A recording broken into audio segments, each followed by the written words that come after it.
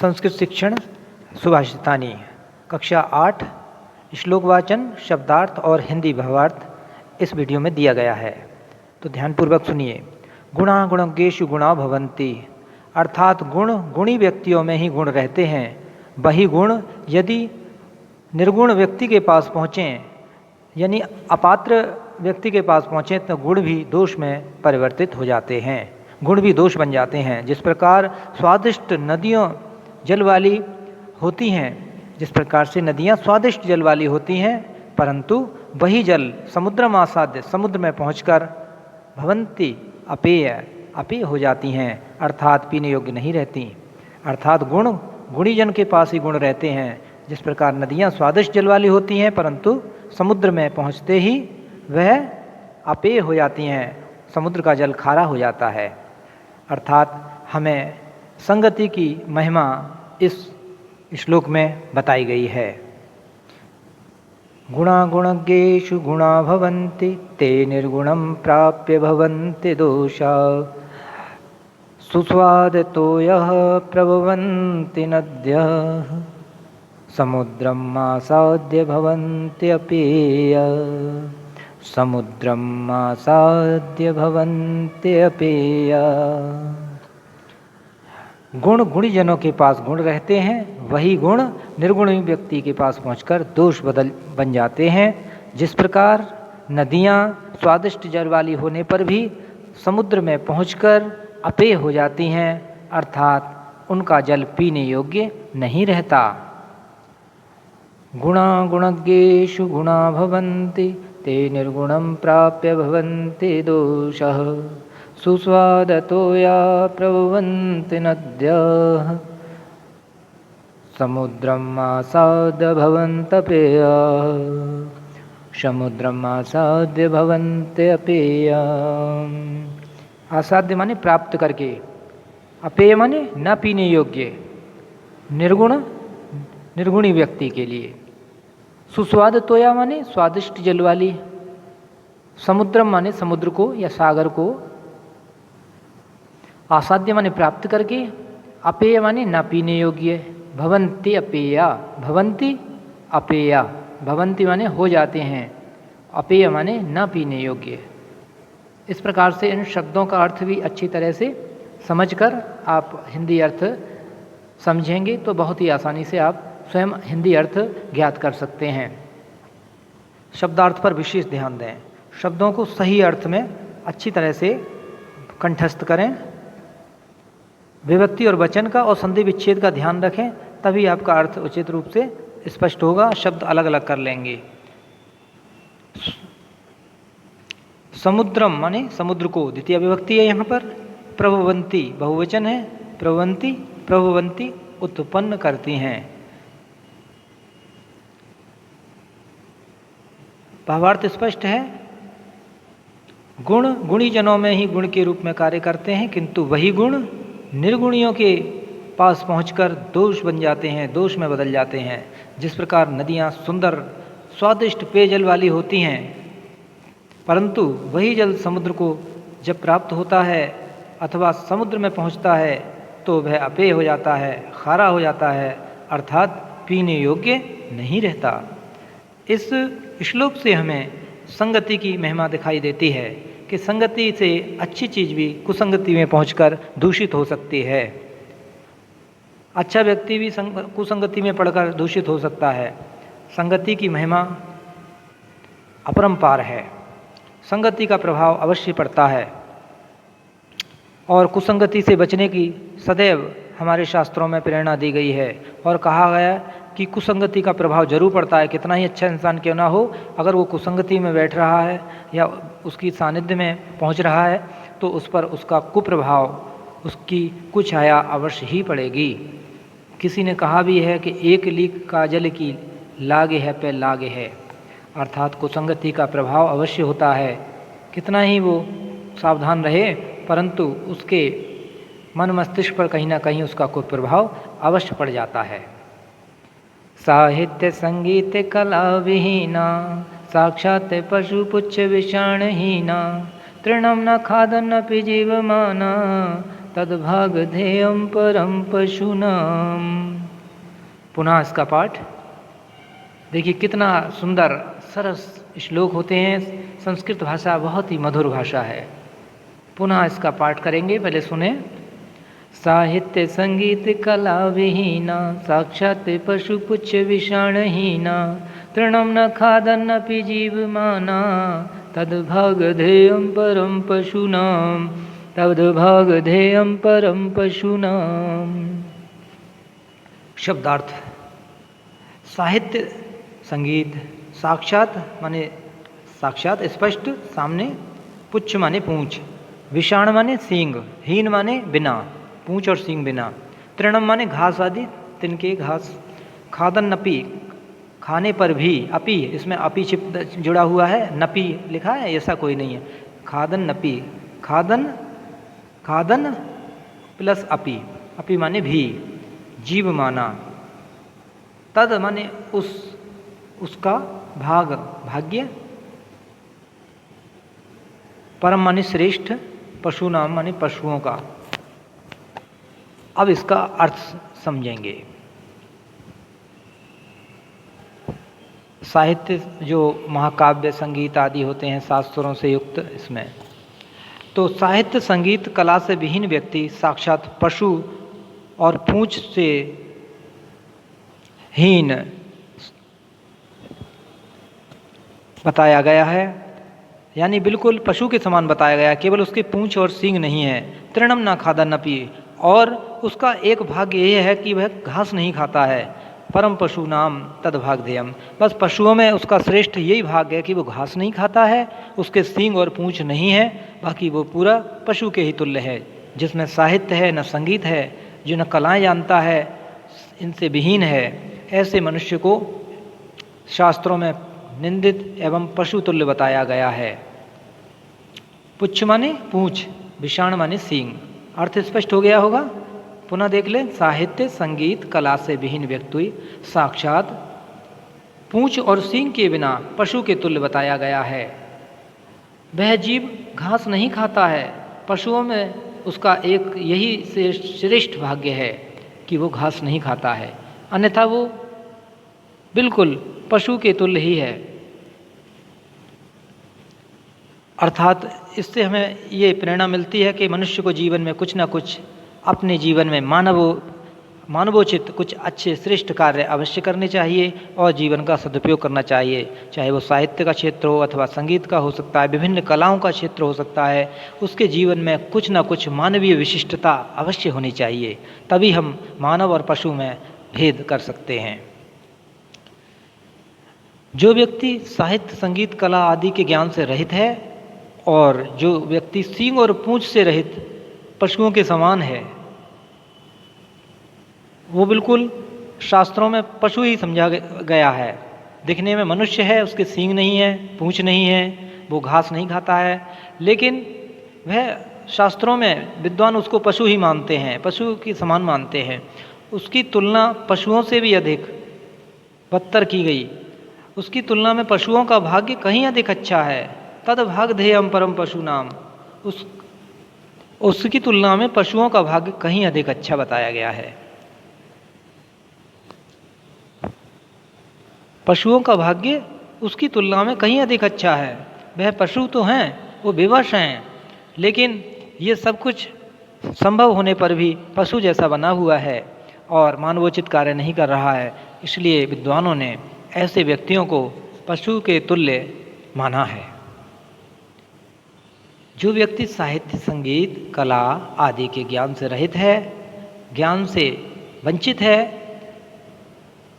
वो पशु तुल्य है। एक बार इसको अवलोकन। साहित्य संगीत कला विहीना, साहित्य संगीत कलाओं से विहीन, पूंछ और सींग के बिना साक्षात पशु के समान माना गया है। तृणम न खादन न पी जीव माना, और वह जीव घास नहीं खाता है, यही उसका भाग्य है। लेकिन पशुओं में उसका यही एक श्रेष्ठ भाग्य है। उसकी तुलना में पशुओं का भाग्य अधिक अच्छा बताया गया है। तद्भागधेयं परम पशु नाम, उससे तो पशुओं नाम पशुओं का पशूनाम माने पशुओं का, षष्ठी व्यक्ति बहुवचन। परम माने श्रेष्ठ, उससे तो पशुओं का भाग्य श्रेष्ठ है यानी अच्छा है, उस व्यक्ति से तो पशुओं का भाग्य अधिक अच्छा है। साहित्य संगीत कला विहीना, साक्षात पशु पुच्छ विषाणहीना, तृणम न खादन्नपि जीवमाना, तद्भाग ध्येयम परम पशुनाम। अंतिम लाइन पर ध्यान दें कि उससे तो तद्भाग ध्येयम, उससे तो, उसके भाग्य से तो, परम पशुनाम, पशुओं का भाग्य, परम माने श्रेष्ठ है, पशुनाम माने पशुओं का, काकी के आएगा उसमें, पशुनाम में पशुओं का, पशुओं से नहीं पशुओं का, उससे तो पशुओं का भाग्य, ध्येयम परम, परम माने श्रेष्ठ, उससे तो पशुओं का भाग्य अधिक श्रेष्ठ है। तीसरा श्लोक पढ़ें। लुब्धस्य नश्यति यशः पिशुनस्य मैत्री, नष्टक्रियस्य कुलम् अर्थपरस्य धर्मः, विद्याफलं व्यसनिनः कृपणस्य सौख्यं, राज्यं प्रमत्तसचिवस्य नराधिपतस्य। लुब्धस्य, लुब्ध माने लोभी लालची, पिशुनस्य माने चुगलखोर फ्लूटर जैसे इंग्लिश में शब्द है, नष्ट क्रियस्य जिसकी क्रियाएं नष्ट हो गई हों, अर्थपरस्य अर्थ माने धन, जो धन को ही सब कुछ मानता है, व्यसनिना माने व्यसनी, बुरे कार्यों में लिप्त, व्यसनी व्यक्ति अर्थात बुरे कार्यों में लिप्त, कोई भी दुर्व्यसन हो सकता है उसमें, ऐसे व्यसनी व्यक्ति कहते हैं ऐसे को। कृपण माने कंजूस माइजर, कृपण माने कंजूस माइजर। प्रमत्त, प्रमत्त माने मदमस्त अथवा प्राउडी घमंडी व्यक्ति। आइए अब इसका अर्थ समझिए। लुब्धस्य नश्यति यशा, लोभी व्यक्ति का यश नष्ट हो जाता है, लुब्धस्य माने लोभी का, लालची व्यक्ति का यश नष्ट हो जाता है। पिशुनस्य मैत्री, चुगलखोर की मैत्री नष्ट हो जाती है। नष्ट क्रियस्य, और जिसकी समाज के अनुरूप क्रियाएं नष्ट हो जाती हैं। कुलम अर्थ परस्य धर्मा, और ऐसे व्यक्ति का कुल और धर्म भी नष्ट हो जाता है, जो समाज के अनुरूप कार्य नहीं करता उसका धर्म भी नष्ट हो जाता है। व्यसनी व्यक्ति का विद्या से प्राप्त होने वाला परिणाम, विद्याफलम, विद्याफलम व्यसनिना, विद्या का फल नष्ट हो जाता है। कृपणस्य सौख्यम, और कंजूस का सुख, विद्या का फल, व्यसनी व्यक्ति का विद्या का फल नष्ट हो जाता है। कृपणस्य सौख्यम, और कंजूस का सुख नष्ट हो जाता है। कंजूस व्यक्ति की मित्रता, सौख्य माने, सौख्य माने मित्रता, तो कंजूस व्यक्ति की मित्रता नष्ट हो जाती है, कोई उससे मित्रता नहीं रखता। और नरा राज्यम प्रमत्त सचिवस्य, और प्रमत्त मदमस्त या जो स्वेच्छाचारी मंत्री आदि होते हैं, ऐसे राजाओं का राज्य, ऐसे मंत्रियों का राज्य नष्ट हो जाता है, ऐसे मंत्रियों से युक्त ऐसे राजा का राज्य भी नष्ट हो जाता है। पुनः अर्थावलोकन। जो व्यक्ति लोभी होता है उसका यश नष्ट हो जाता है, चुगलखोर व्यक्ति की मित्रता नष्ट हो जाती है, जिसका समाज के अनुरूप क्रियाएं नहीं होती उसका कुल नष्ट हो जाता है, कुल धर्म नष्ट हो जाता है। व्यसनी व्यक्ति का विद्या से प्राप्त होने वाला फल नष्ट हो जाता है, और कंजूस की मित्रता नष्ट हो जाती है, कंजूस की मित्रता नष्ट हो जाती है। और घमंडी राजा अथवा सचिव का राज्य भी नष्ट हो जाता है। लुब्धस्य नश्यति यशा, लोभी का यश नष्ट होता है। कृष्णस्य मैत्री, चुगलखोर की मित्रता। नष्ट क्रियस, जो समाज के अनुरूप क्रिया नहीं करता उसका कुल धर्म नष्ट होता है। विद्या फलम व्यसनिना, व्यसनी व्यक्ति का विद्या का फल नष्ट होता है। कृपणस्य सौख्यम, कंजूस की मित्रता नष्ट होती है और सुख भी नष्ट होता है। राज्यम प्रमत्त, और प्रमत्त मत वाले मंत्रियों के, राजा के राज्य का मतलब राज्य भी नष्ट हो जाता है। मत वाले मन मर्जी करने वाले मंत्रियों से युक्त ऐसे राज्य का, ऐसे राजा का राज्य भी नष्ट हो जाता है। लुब्धस्य नश्यति यशा पिशुनस्य मैत्री, नष्ट क्रियस्य कुलम अर्थ परस्य धर्मः, विद्याफलं व्यसनिनः कृपणस्य सौख्यं राज्यं प्रमत्त सचिवस्य नराधिपस्य।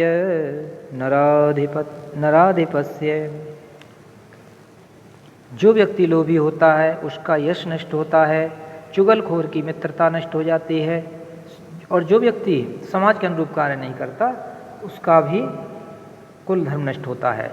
चौथा प्रश्न, चौथा श्लोक। पीत्वा रसम तु कटुकम मधुरम समानम माधुर्यमेव जनेम मधुमक्षिकासौ संतस्तथैव समसज्जन दुर्जनानाम श्रुत्वा वचा मधुसूक्त रसम सृजन्ति। पीत्वा रसम, फूलों के कड़वे और कसैले रस को पीकर, मधुमक्षिका माने मधुमक्खी, माधुर्य मानी मधुरता यानी शहद उत्पन्न करती है। उसी प्रकार संतस तथैव, उसी प्रकार संतजन सम माने समान रूप से सज्जन दुर्जना नाम, सज्जनों और दुर्जनों के भी के श्रुत्वा वचा माने वचन सुनकर, शब्दों को मैच करके जोड़िए, वहाँ का शब्द कहाँ से जोड़ना है, आपको अर्थ बनाना है। तो संतस तथैव, उसी प्रकार, तथैव माने वैसे ही, तथैव वैसे ही संत समान रूप से सज्जन दुर्जना नाम, सज्जन और दुर्जनों के बचा श्रुत्वा वचनों को सुनकर मधु सूक्त रसम सृजंती, मधुर कल्याणकारी सूक्तियों की सृजना करते हैं, सूक्तियों की रचना करते हैं। अपने अनुभव से सज्जनों और दुर्जनों के वचनों को सुनकर मधुर सूक्तियों की रचना करते हैं। सूक्ति वाक्य, जैसे सूक्ति वाक्य आपने सुना होगा, जगह जगह दीवारों पर भी वाक्य लिखे रहते हैं, सत्यम शिवम सुंदरम, इस प्रकार। शब्दार्थ हैं मधुमक्षिका माने मधुमक्खी, असौ माने यह, कटुकम माने कड़वा, मधुरम माने मीठा, जनेत माने उत्पन्न करता है, संता संत सज्जन पुरुष, संत पुरुष, सज्जना नाम माने सज्जनों के, षष्ठी बहुवचन, दुर्जना नाम दुर्जनों के या दुर्जनों का, षष्ठी बहुवचन, बचा माने बचनों को, श्रुत्वा माने सुनकर, इसमें कुत्वा प्रत्यय है। सूक्त रसम, सूक्ति के रस को यानी उस जो सूक्ति के रूप में एक संक्षिप्त छोटी सी पंक्ति में ज्ञान का सागर भरा रहता है, सृजंती माने रचना करते हैं, ऐसे सूक्ति वाक्यों की रचना करते हैं। मधुमक्षिका माने मधुमक्खी, कटुकम कड़वा, मधुरम माने मीठा, जनेत माने उत्पन्न करता है, संता माने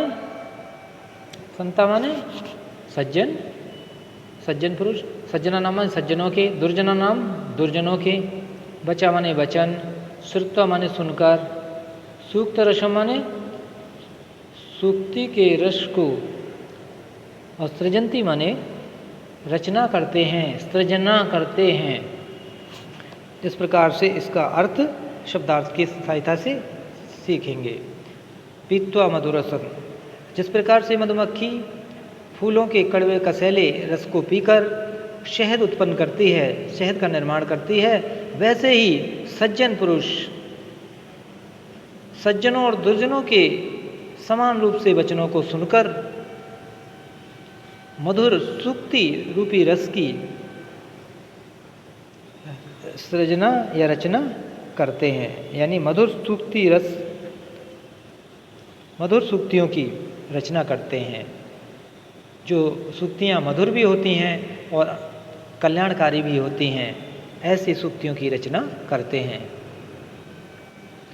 पीत्वा रसम तु कटुकम मधुरम समानम माधुर्यमेव जनेन मधुमक्षिकासौ संतस्तथैव सम सज्जन दुर्जना नाम, संतस्तथैव सम सज्जन दुर्जना नाम श्रुत्वा वचन मधुर सूक्त रसम सृजन्ति। जिस प्रकार मधुमक्खियाँ फूलों के कसैले या कड़वे रस को, फूलों के रस को लाकर उससे शहद का निर्माण करती हैं, जो बहुत मधुर और लाभकारी होता है, उस ठीक वैसे ही संतजन सज्जनों और दुर्जनों के समान रूप से वचनों को सुनते हैं और फिर उनसे मधुर कल्याणकारी सूक्ति वाक्यों की यानी सूक्तियों की रचना करते हैं।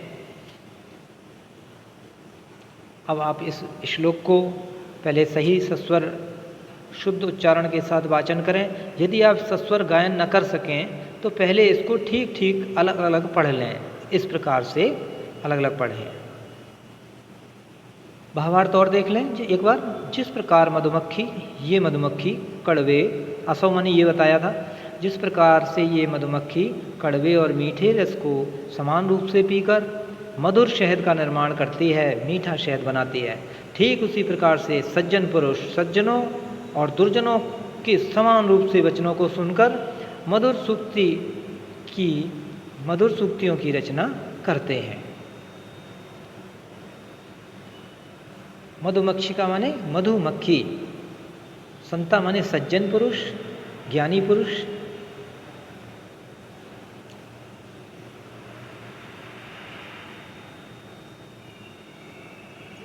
इन श्लोकों में ज्ञान के अमूल्य रत्न भरे हुए हैं, इसलिए संस्कृत भाषा संस्कारों की भाषा कही जाती है।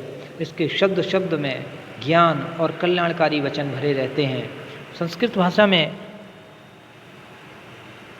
ज्ञान, विज्ञान और संस्कृति का अलौकिक असीम भंडार है। इसीलिए संस्कृत भाषा विश्व की श्रेष्ठतम भाषाओं में सर्वोपरि मानी जाती है।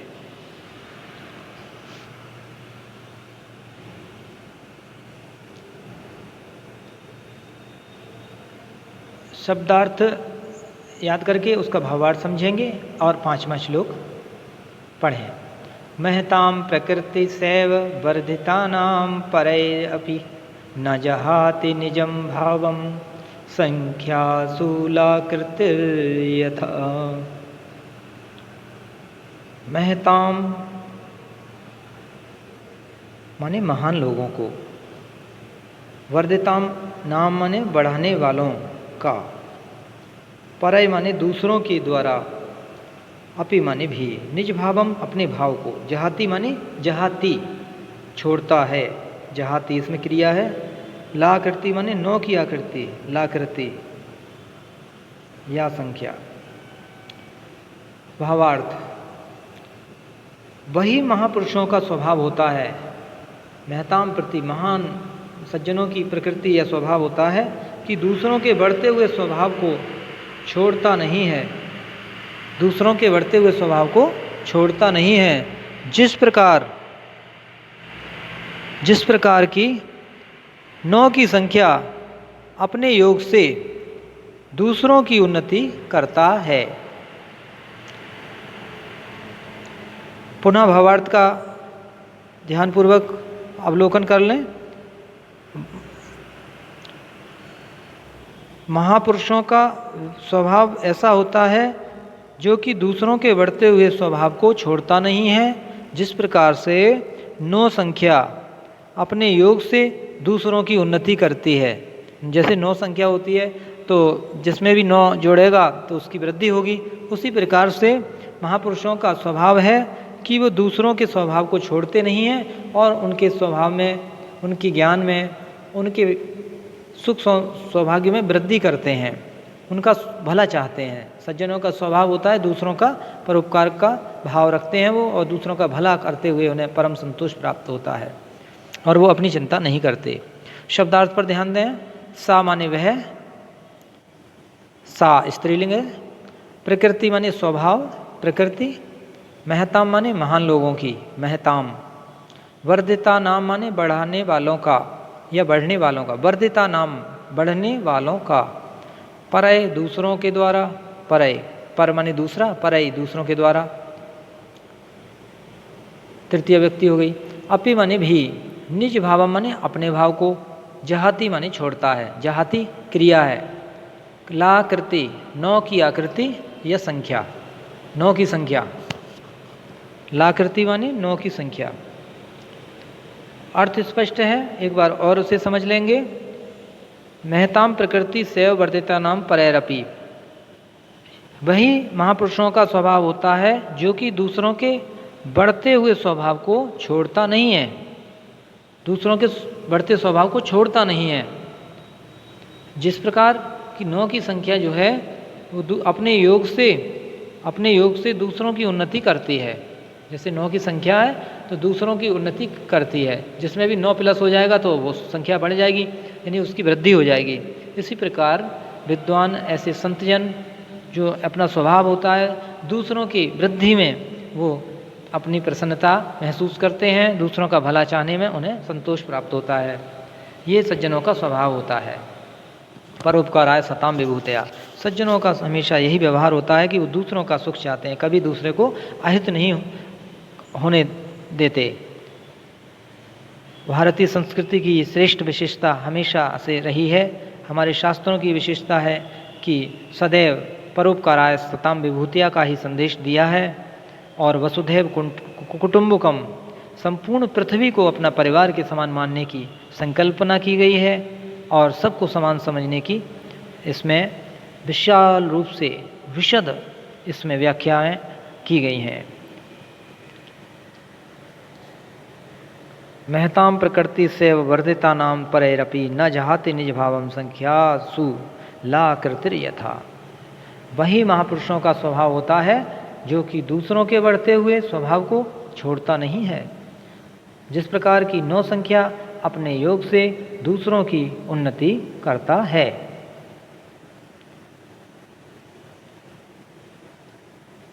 जब आप अपनी अभ्यास पुस्तिका में लेखन कार्य करें तो सबसे पहले श्लोक या फिर संकेत करके लिखें, संकेत डालकर, उसके बाद संदर्भ।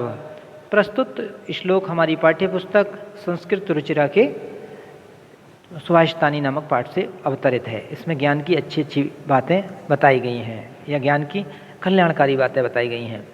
स्त्रियां रोचमानायाम सर्वम तद रोचते कुलम तस्याम त्वरोचमानायाम सर्वमेव न रोचते। अब इसको श्लोक गायन के रूप में, स्त्रियां रोचमानायाम सर्वम तदरोचते कुलम तस्याम तरोचमानायाम सर्वमेव न रोचते। यानी महिलाओं के अच्छे लगने पर, महिलाओं के स्वस्थ रहने पर, तद रोचते कुलम, पूरा कुल ही अच्छा लगता है। महिलाओं के प्रसन्न रहने पर पूरा कुल प्रसन्न रहता है। तस्याम तो अरोचमानायाम, परंतु उनके अच्छे ना होने पर, उनके प्रसन्न ना होने पर सर्वमेव न रोचते, तो किसी को कुछ भी अच्छा नहीं लगता है। यानी महिलाओं की सम्मान और प्रसन्नता की विशिष्टता इस श्लोक में बताई गई है। हमारे परिवार घर में जिसमें हमारी माताएं बहनें प्रसन्न रहती हैं वह पूरा परिवार कुल प्रसन्न रहता है, और जिस परिवार में महिलाएं, माताएं बहनें, स्त्रियां प्रसन्न और स्वस्थ नहीं रहती हैं वहाँ पर वह कुल भी, उस कुल में भी कुछ भी अच्छा नहीं लगता है। शब्दार्थ, स्त्रियां माने महिलाओं में, रोचमानायाम अच्छी लगने पर या स्वस्थ होने पर, कुलम माने परिवार, रोचते अच्छा लगता है, तस्याम माने उन्हीं में। यानी महिलाओं के अच्छे लगने पर, स्वस्थ होने पर सभी बातें संपूर्ण कुल या परिवार को अच्छी लगती हैं। यानी वही तथ्य महिलाओं को अच्छे न लगें, यानी महिलाएं प्रसन्न न हों, तो फिर पूरे परिवार को, किसी को भी अच्छा नहीं लगता है। इस भाव को इसमें इस तरह से बताया गया है। भाव ये है, भावार्थ यही है कि यदि महिलाएं, हमारी स्त्रियां, माताएं, बहनें यदि परिवार में प्रसन्न रहती हैं तो पूरे कुल और परिवार की शोभा है। अन्यथा उनके स्वस्थ और प्रसन्न न होने पर कुल परिवार में अच्छा नहीं लगता है, कुछ भी अच्छा नहीं लगता है।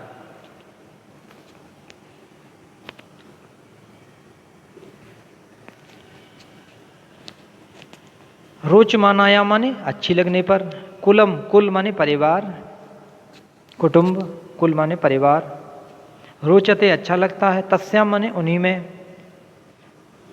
सर्वम माने सभी, एव माने ही, ना माने नहीं, रोचते माने अच्छा लगता है।